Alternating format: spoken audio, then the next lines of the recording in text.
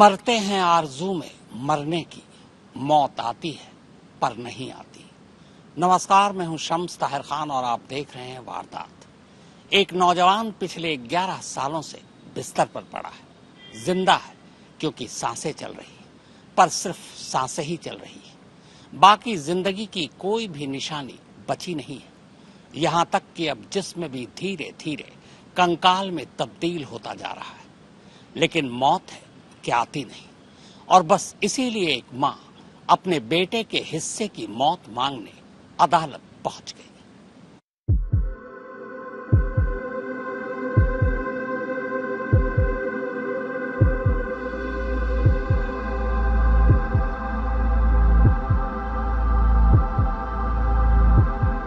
अब ये लग रहा है भगवान अब अपने आप मुक्ति दे दे, बस बाकी हम नहीं बोल रहे आप ठीक करो, मुक्ति दे दे अब, क्योंकि अब नहीं है इसके शरीर में कुछ नहीं है।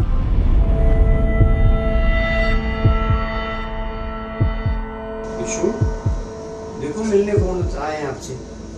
देखो कोई थैंक यू बोलो तो आपसे मिलने आए हैं। सुन रहे हो मेरी आवाज?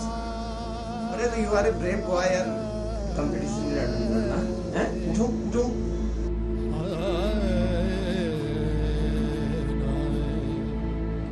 इन्होंने हौसला रखा, मेरा हौसला टूट गया।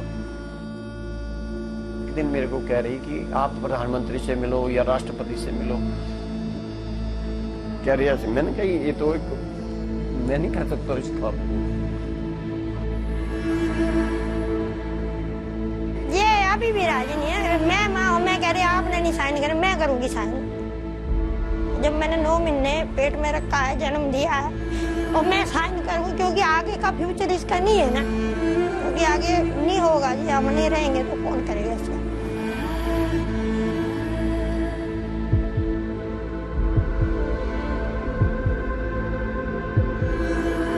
उम्रे दराज मांग के लाए थे 4 दिन, 2 आरजू में कट गए, 2 इंतजार में। कैसी आरजू है ये और कैसा इंतजार। आरजू है कि मौत आ जाए, और मौत है कि इंतजार करने को कह रही है। यानी आरजू मौत की, इंतजार मौत का। हम ये नहीं बोल रहे हैं कि आप ठीक कर दो, हम ये अपने आप ही मुक्त कर दो इसको, क्योंकि अब नहीं देखा जाता, जैसे इसके तकलीफें नहीं देखी जाती। एक माँ की आरजू है कि मौत उसके बेटे को गले लगा ले। इसी आरजू के साथ माँ आंचल फैलाए अपने बेटे के लिए ऊपर वाले से हर रोज मौत मांग रही है। लेकिन ऊपर वाला उसकी सुन ही नहीं रहा। ऊपर वाले से मायूस होकर वो माँ अपनी उसी आरजू के साथ अदालत से फरियाद करती है, मगर अदालत भी उस माँ की आरजू पूरी करने की बजाय उसे इंतजार करने को कहता है। इंतजार मौत का। हमारी इच्छा है कि इसके जो बॉडी के ऑर्गन ठीक हैं, वो अगर किसी के काम आ जाएं, तो हम माता पिता हैं और हमारी ये अथॉरिटी भी है, क्योंकि सेवा हम ही कर रहे हैं, तो उनके काम आ जाएं। हम इस बच्चे को उनके शरीर में देख लेंगे। तो ये गुहार हमने कोर्ट से की, परंतु कोर्ट में जजमेंट अभी परसों आई है कि ऐसे ही हुआ। और बस उसी आरजू और इंतजार के बीच, इस घर की छत के नीचे, जिंदगी और मौत के बीच कश्मकश जारी है। एक ऐसी कश्मकश जिसमें हर रोज जिंदगी और मौत के बीच जंग होती है, और हर रोज जिंदगी जीत कर भी ये जंग हार जाती है, क्योंकि इस घर में रहने वाले लोग दुआ जिंदगी की नहीं, मौत की मांगते हैं। फिर वो हिसाब है, बिस्तर में पड़े पड़े सड़े, तो फिर क्या फायदा, ऐसी जिंदगी जीने का क्या फायदा है। कभी भी हमारे से कोई भूल चूके तो बेटा बात कर, तू भी परमात्मा से अगर सुनता है तो परमात्मा से प्रार्थना करके मेरे को इस कष्ट में मुक्त करो। यह हरीश है, और 6x4 का ये बिस्तर उसकी पूरी दुनिया। इतनी सी दुनिया होने के बावजूद हरीश पिछले 11 बरस से इस छोटी सी दुनिया तक को देख नहीं पाया है, क्योंकि न वो उठ सकता है, न चल सकता है, न करवट बदल सकता है, न हंस सकता है, न रो सकता है, न बोल सकता है, न खुद से खा सकता है, न पी सकता है, यहाँ तक कि वो अपने दर्द और तकलीफ का इजहार तक नहीं कर सकता। बस यूं समझ लीजिए कि ये एक जिंदा लाश है, एक ऐसी जिंदा लाश जिसकी धड़कन तो है पर जिंदगी नहीं। अब नहीं देखा जाता, जैसे इसके तकलीफें नहीं देखी जाती, जिस तरीके से इसकी परेशानी है। बेड सोल है पीछे, हाथ पैर बिल्कुल टेढ़े हो गए हैं पहले तो। अब बस यही था, बस लास्ट अब ये लग रहा है भगवान अब अपने आप मुक्ति दे दे बस। बाकी हम नहीं बोल रहे आप ठीक करो, मुक्ति दे दे अब, क्योंकि अब नहीं है इसके शरीर में कुछ। लेकिन फिर भी आप दर्द की उस इंतहा का अंदाजा नहीं लगा सकते जो हरीश के साथ साथ उसका पूरा परिवार पिछले 11 सालों से सह रहा।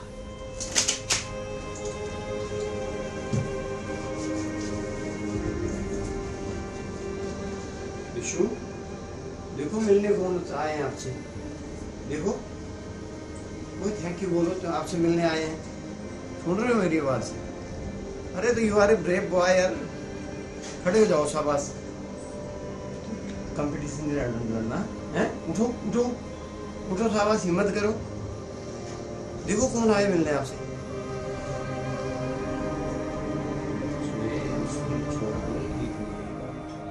कायदे से हम आप जिस दुनिया में रहते हैं वहां लाशों को घर में रखने की इजाजत नहीं होती, लेकिन जिंदगी और मौत के बीच की इस जिंदा मुर्दा लाश की कहानी कुछ ऐसी है कि न इसे पूरी तरह जिंदा कहा जा सकता है और न ही पूरी तरह मुर्दा। और बस इसी दुनियावी कायदे कानून के चक्कर में इस घर के इस कमरे में हरीश पिछले 11 सालों से इसी तरह बस यूं ही लेटा हुआ है। बात 11 साल पुरानी है, तब हरीश और उसके घर वालों की जिंदगी पूरी तरह से गुलजार थी। हरीश इंजीनियर बनना चाहता था। अपने इसी ख्वाब को पूरा करने के लिए 2013 में उसने चंडीगढ़ यूनिवर्सिटी में दाखिला लिया। इंजीनियरिंग की पढ़ाई शुरू हो चुकी थी। हरीश यूनिवर्सिटी के नजदीक मोहाली में एक पीजी में रहता था। पीजी में उसका कमरा 4थी मंजिल पर था। कॉलेज से आने के बाद एक रोज हरीश अपने पीजी की बालकनी पर खड़ा था और अचानक वो उस बालकनी से नीचे गिर गया।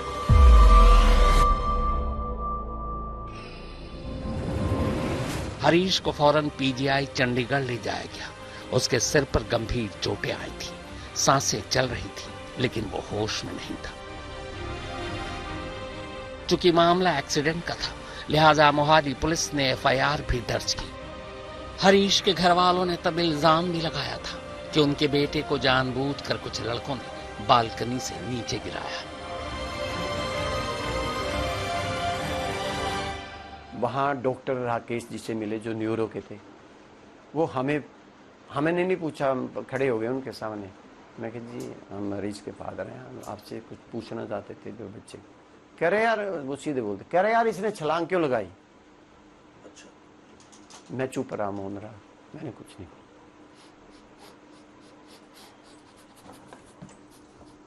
तो हौसला रखिए सर, मतलब कुछ चीजों पर इंसान का जोर नहीं है। इन्होंने हौसला, मेरा हौसला टूट गया। मन में ही संकल्प उठा कि छलांग क्यों लगाएगा। फिर हम गए उसके पास, पहले देखा रात को उसके 5 सीटी स्कैन हुए। अब देखा तो शरीर में उसके यहाँ उंगलियों के निशान थे, यहाँ उंगलियों के निशान थे, ये नीले थी, यहाँ ऐसे लग रहा बैट मारा, और बैट था वहाँ। लेफ्ट साइड चोटें थी, अभी भी आप देखोगे निशान है यहाँ चिन्ह पे, यहाँ भी निशान। अच्छा। मतलब ये मारा ही थे। जो कंपटीशन होना था पंजाब यूनिवर्सिटी में, दूसरे दिन इसका कंपटीशन होना था, वो कंपटीशन से पहले ये घटना घट गई।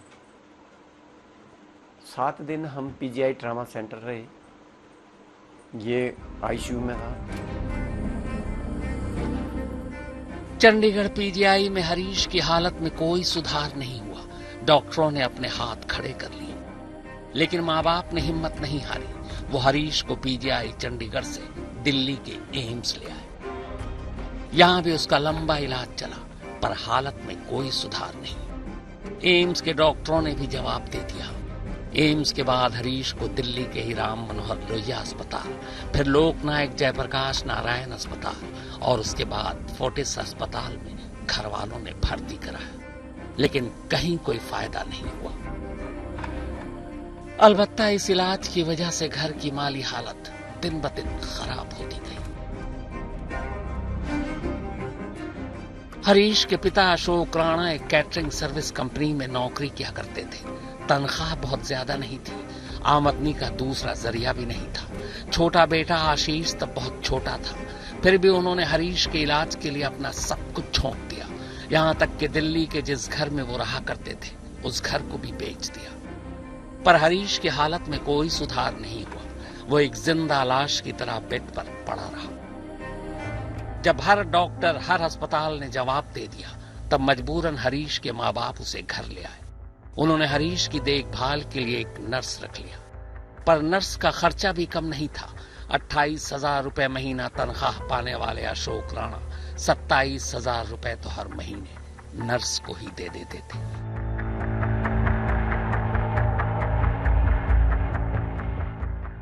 इलाज के साथ साथ घर का खर्चा चलाना मुश्किल हो रहा था।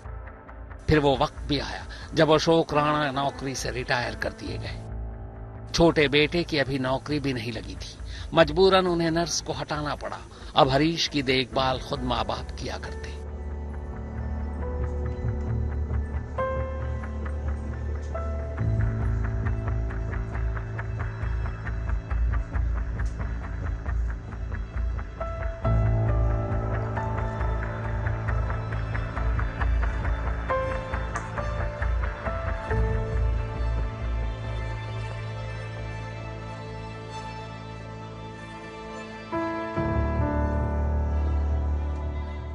बेटे की दवा और घर का खर्च चलाने के लिए अशोक राणा ने सैंडविच और स्प्राउट बेचना शुरू कर दिया।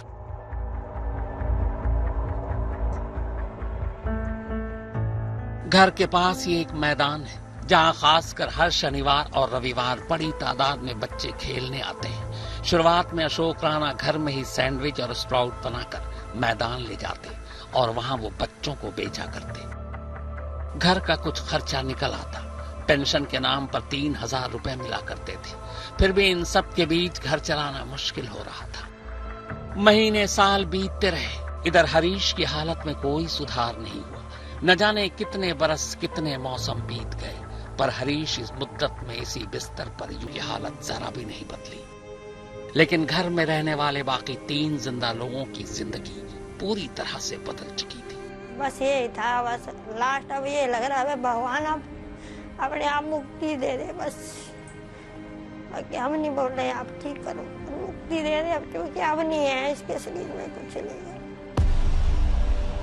और तभी एक रोज अचानक हरीश की मां ने एक आरजू की। दुआ में लिपटी ये आरजू हरीश की मौत की थी। हरीश की मां चाहती थी कि अब हरीश के हिस्से मौत ही आ जाए। फैसला जो शायद ही दुनिया की कोई भी मां ले सकती है। मां के इस फैसले के साथ हरीश का पूरा परिवार एक फरियाद के साथ दिल्ली हाई कोर्ट के दरवाजे पर दस्तक देता है। अब 20 अगस्त 2013 से अब देख लो, अब आज डेट है 20 अगस्त को, इसको पूरे 11 हो जाएंगे। अब मैडम के मन में आया, एक दिन मेरे को कह रही कि आप प्रधानमंत्री से मिलो या राष्ट्रपति से मिलो, कह रही। मैंने कहा ये तो एक मैं नहीं कर सकता इस काम को। फिर ये बच्चे भी दोनों, बेटा भी बेटी भी, मैंने भी देखो ये तो एक जीव हत्या है, मतलब किसी को मारना ये अच्छी बात होना है। कह रहे तो हमारे से सेवा नहीं हो, सरकार इसको रखे या सेवा करे, हमारे पास ना तो इतना पैसा। पर हमारा कानून भी अजीब है। जिंदा लोगों को मौत की सजा देता है और मौत को मारने के लिए राजी नहीं होता। कहता है कानून इसकी इजाजत नहीं देता। दलील देता है संविधान का, बताता है कि संविधान हर हिंदुस्तानी को इज्जत के साथ जीने का हक देता है। लेकिन वही संविधान इज्जत के साथ किसी को मारने की इजाजत नहीं देता। इसीलिए आरजू और इंतजार के बाद अदालत भी हरीश को उसके हिस्से की मौत देने से इनकार कर देता है। अजीब फैसला था ये, एक ऐसा फैसला जिसे सुनने के बाद माँ बाप ये फैसला ही नहीं कर पा रहे थे। कि वो खुश या उदास।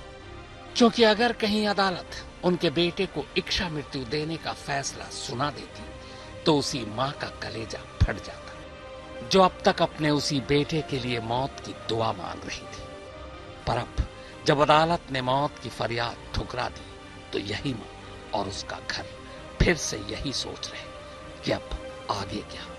11 लंबे साल उन्होंने इस बेटे के साथ गुजार दी, अब आगे और कितने बरस या महीने ऐसे ही गुजारने होंगे।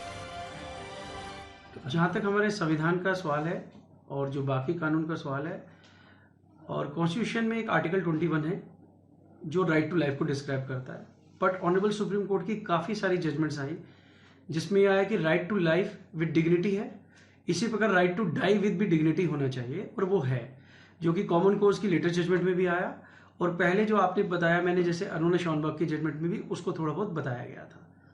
तो इसलिए हम ऑनरेबल सुप्रीम कोर्ट से यही प्रेयर करने जाएंगे कि जिस प्रकार उसकी कंडीशन है, kindly grant him the right. मुद्दतों तरसाया, दिल्ली हाई कोर्ट ने तो एक मां की फरियाद अनसुनी कर दी, हरीश को इच्छा मृत्यु देने से इनकार कर दिया।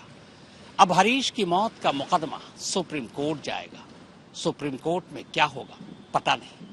आखिर इच्छा मृत्यु को लेकर हमारे देश का कानून क्या कहता है, आइए ये भी जान लेते हैं।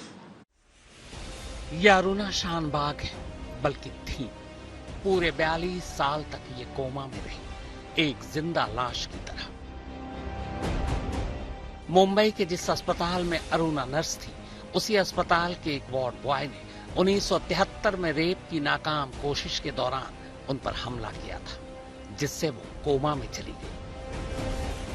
हादसे के 27 साल बाद 2011 में अरुणा की दोस्त ने सुप्रीम कोर्ट में याचिका दायर कर अरुणा के लिए इच्छा मृत्यु यानी यूथनेशिया की मांग की थी।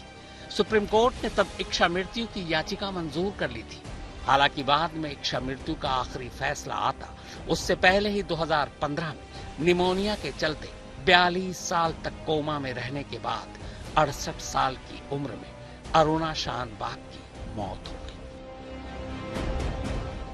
दरअसल इच्छा मृत्यु यानी यूथनेशिया 3 तरह की होती है, जिसका पालन अलग अलग देशों में किया जाता है। इनमें एक है एक्टिव यूथनेशिया, दूसरा पैसिव यूथनेशिया और तीसरा physician assisted suicide. Active euthanasia के तहत डॉक्टर मरीज को ऐसा जहरीला इंजेक्शन देते हैं जिससे उसके दिल की धड़कन बंद हो जाती है और उसकी मौत हो जाती है। पैसिव यूथनेशिया के तहत डॉक्टर उस मरीज का लाइफ सपोर्ट सिस्टम हटा देते हैं, जिसके जीने की उम्मीद खत्म हो जाती है। जबकि फिजिशियन असिस्टेड सुसाइड के तहत मरीज खुद जहरीला दवा लेता है, जिससे उसकी मौत हो जाती है। इसमें खास बात यह है कि अरुणा शानबाग का केस बहुत पुराना हो गया था, लगभग 42 साल बेड रिडन थी। मतलब एक टीनेज थी, मतलब 20-22 साल की एज में उसके साथ दुर्घटना हुई थी और लगभग 40 साल तक वो बेड पे थी और हॉस्पिटल में थी। तो हॉस्पिटल का स्टाफ ने उसको देखा और उसके लिए एक मतलब लीजेंडरी काम था किया उन लोगों ने। तो वहाँ पे तो उनके पास लाइफ सपोर्ट था, वेंटिलेटर था, सारी सुविधाएं थी जिससे वो बहुत ज़्यादा करती थी। तो बेसिकली ये है कि उसके पास लाइफ सपोर्ट था अरुणा शानबाग के पास। इसके पास भी लाइफ सपोर्ट है, लेकिन वो वाला सपोर्ट नहीं है जो मेडिकली कहा जाता है कि वेंटिलेटर होगा, ऑक्सीजन सिलेंडर होंगे। यहाँ पे वो अफोर्ड नहीं कर सकते, तो बस उन्होंने पाइप लगा रखा है और उसका सारा बस वो ध्यान रखते हैं। तो ये बेसिकली फर्क है इन दोनों के बीच में। सुप्रीम कोर्ट ने 2018 में अपने एक ऐतिहासिक फैसले में पैसिव यूथनेशिया को वैध करार दिया था, यानी ऐसा मरीज जिसके जीने की कोई उम्मीद न बची हो, उस मरीज का लाइफ सपोर्ट सिस्टम हटा देना।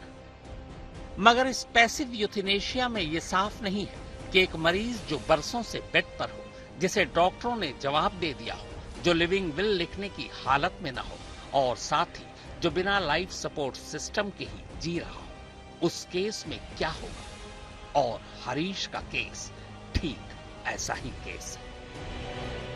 कैमरामैन विनोद शिकारपुरी और मनीषा झा के साथ सुप्रतीन बैनर्जी, दिल्ली आज तक। तो इस अफसोसनाक वारदात में फिलहाल इतना ही, मगर देश और दुनिया की बाकी खबरों के लिए आप देखते रहिए आज तक।